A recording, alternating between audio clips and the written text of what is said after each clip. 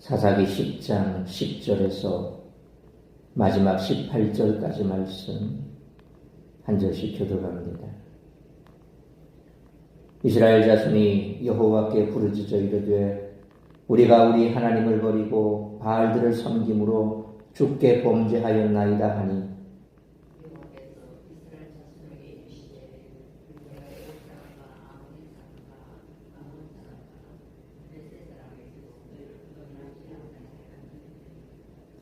또 시돈 사람과 아말렉 사람과 마온 사람이 너희를 압제할 때에 너희가 내게 부르짖음으로 내가 너희를 그들의 손에서 구원하였거늘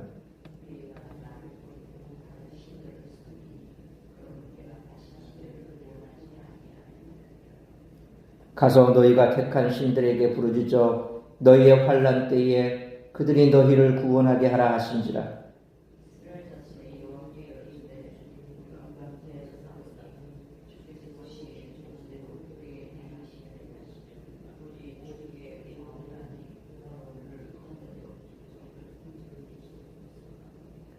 자기 가운데에서 이방 신들을 제하여 버리고 여호와를 섬김에 여호와께서 이스라엘의 권고로 말미암아 마음에 근심하시니라.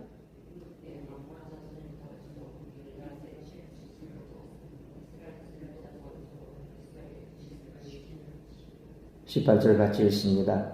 길르앗 백성과 방백들이 서로 이르되 누가 먼저 나가서 암몬 자손과 싸움을 시작하랴.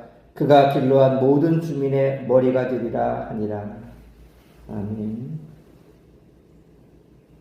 하나님이 이스라엘을 위해 물리치신 대적들의 목록을 언급하시며 이스라엘을 그들의 손에서 구원하셨음을 말씀하십니다. 하지만 이스라엘은 반역적인 행동으로 하나님의 진노를 일으켰습니다. 이스라엘은 이방의 압제를 받을 때 여호와께 부르짖으면 항상 구원해 주셨기 때문에 이번에도 그렇게 해주실 것이라 생각합니다. 하지만 하나님은 더 이상 그들의 부르짖음에 응답하지 않겠다고 말씀하십니다. 이스라엘의 회개는 그저 고난의 상황에서 벗어나고자 하는 바람에서 행한 것이지 진정으로 하나님을 섬기기 위한 것이 아니었습니다. 하나님이 이스라엘에 대해 얼마나 많이 참으셨는지 따져본다면 하나님의 은혜가 얼마나 큰 것인지를 깨달을 수 있습니다. 이스라엘은 이방의 압제에서 구원해 주시면 여호와 하나님만 섬기겠다고 반복해서 말했지만 구원받고 나면 또다시 여호와를 버리고 가나안 신들을 쫓아갔습니다. 이스라엘 백성들은 하나님의 은혜를 너무 당연한 것으로 여겼던 것 같습니다. 오늘날 그리스도인들도 하나님의 은혜를 너무 당연한 것으로 여기는 경향이 있습니다. 하지만 우리가 받은 은혜는 당연한 것이 아니며 예수님이 십자가에서 주신 보혈로 말미암아 주어진 고귀한 것입니다. 우리가 그 은혜를 값없이 받았지만 그 은혜는 헤아릴 수 없이 값진 것입니다. 암몬 자손과의 싸움이 임박하자 길르앗 장로들은 자신들을 위해 싸워줄 자원자를 모집합니다. 그러면서 매력적인 제안을 합니다. 길르앗을 위해 암몬 자손과 싸워준다면 길르앗의 통치자가 되게 해주겠다는 것입니다. 그들의 문제를 하나님께 가져가는 것이 아니라 자신들이 임의로 결정해 자원자를 구하고 있습니다. 리더십의 위기는 하나님이 지도자를 보내주실 때 해결되는 것입니다. 가나안화되고 세속적인 가치관이 지배하는 길르앗 장로들의 생각 속에는 여호와 하나님이 이 문제를 해결하실 수 있다는 믿음이 없었던 것입니다. 오늘 본문에서 사사기에서 처음으로 이스라엘 자손들이 하나님께 부르짖어 회개하는 모습이 나옵니다. 사실 이스라엘 역사 가운데 사사기는 그야말로 영적 암흑기라고 할 수 있는데 이런 암담한 상황에서 이스라엘이 회개했을 때 하나님이 어떻게 대응하신가를 보면 하나님이 지금 우리를 향해 어떤 마음을 갖고 계신지를 깨달을 수 있습니다. 따라서 이와 같은 오늘 본문의 말씀을 통해 우리들이 깨달아야 할 것은 첫째로 10절로 14절 말씀처럼 성도는 동일한 죄를 반복하는 악행을 철저히 경계해야 한다는 것입니다. 블레셋과 암몬에 의해 18년 동안이나 압제를 당한 이스라엘은 10절 말씀처럼 자기들이 하나님을 버리고 바알들을 섬긴 죄를 범했다라고 고백했습니다. 물론 늦게라도 회개했으니 다행이지만 하나님의 마음은 그리 쉽게 풀리지 않았습니다. 하나님은 11절로 12절 말씀처럼 과거에 이스라엘을 애굽, 아모리, 블레셋, 시돈, 아말렉, 마온 사람의 손에서 구원해 주셨는데 그럼에도 이스라엘이 다른 신들을 섬겼으니 다시는 구원하지 않겠다고 하셨습니다. 그리고 13절로 14절 말씀처럼 그들이 섬기던 신들에게 구원을 요청하라고 하셨습니다.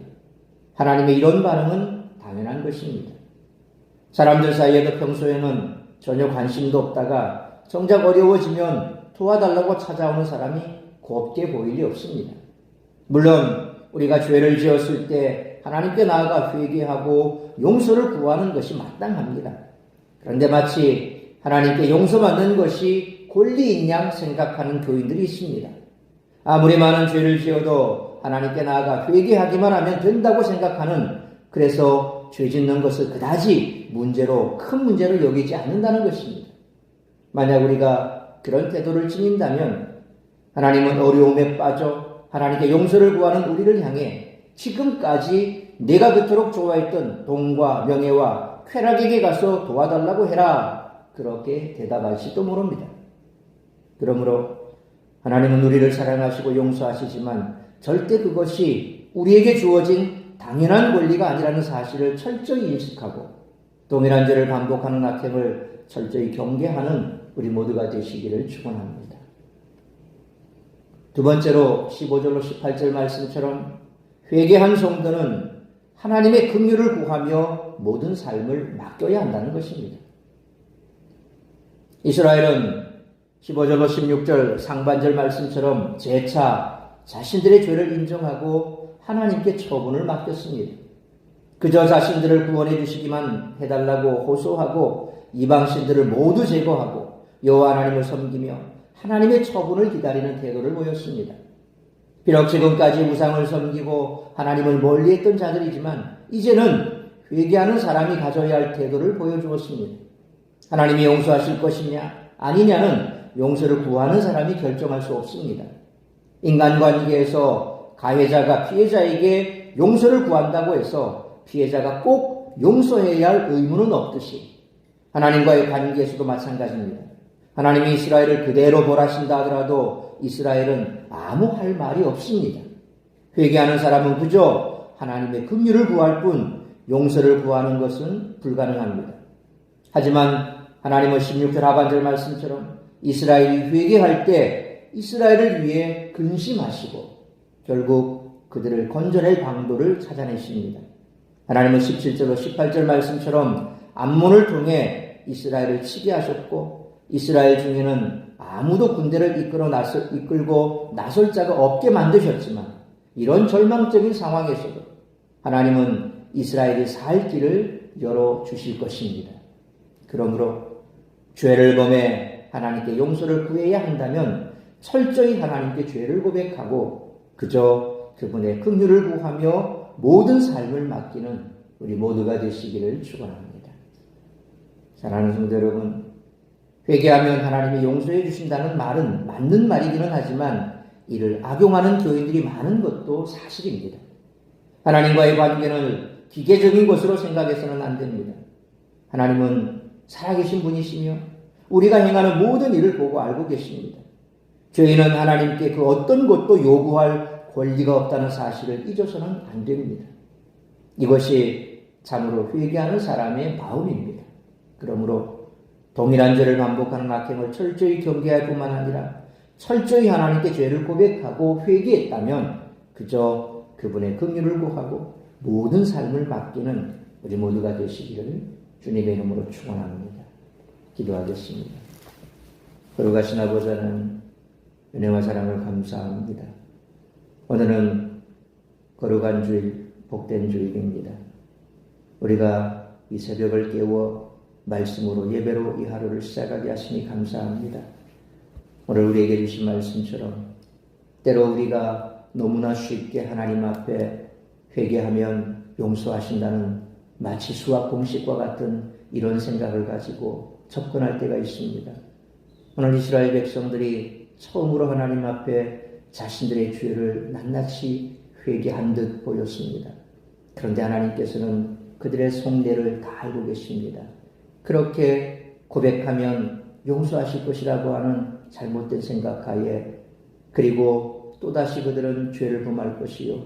그래서 하나님은 그들의 그와 같은 진정성 없는 모습에 오히려 너희들이 그동안 그렇게 섬겼던 그 신들에게 가서 구해달라고 하라고 그렇게 자괴감 섞인 말씀을 하셨습니다.